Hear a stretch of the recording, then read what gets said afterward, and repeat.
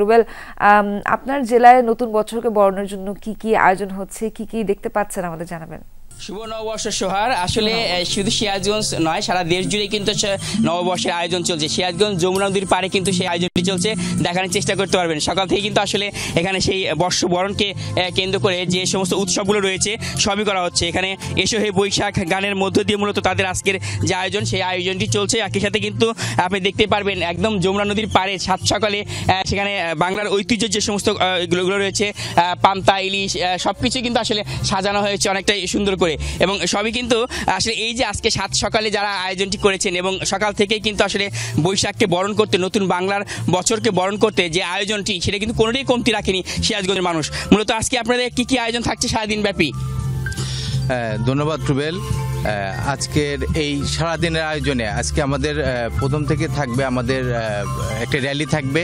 র্যালির পর হচ্ছে আমাদের এখানে রেজিস্ট্রেশন বুথ আছে, বুথ থেকে সবাই টোকেন সংগ্রহ করবে। সেই টোকেনের মাধ্যমে আমাদের এখানে খাবার সংগ্রহ করবে সবাই। তারপরে হচ্ছে আমাদের যে বাংলার যে ঐতিহ্য সেটা হচ্ছে সাংস্কৃতিক প্রোগ্রাম শুরু হবে। দিনব্যাপী নানা আয়োজন থাকবে, আর দেখতে পারবেন যে সেই আয়োজনে কিন্তু কোনোটাই কমতি রাখেনি সিরাজগঞ্জের মানুষ। অর্থাৎ সারা দিনব্যাপী বর্ষকে বরণ করতে তাদের যে সকল অনুষ্ঠানগুলো রয়েছে সবগুলো একটা সুন্দরভাবে দিনব্যাপী অনুষ্ঠিত হবে। এবং এই যে আজকের বর্ষকে বরণ করতে মানুষের বাঙালির যে ঐতিহ্য সেই ঐতিহ্যকে তুলে ধরছে যা যা করা হয় সবই থাকবে সিরাজগঞ্জে। সোহার। রুবেল, আপনাকে অসংখ্য ধন্যবাদ এবং আবারও শুভ নববর্ষ।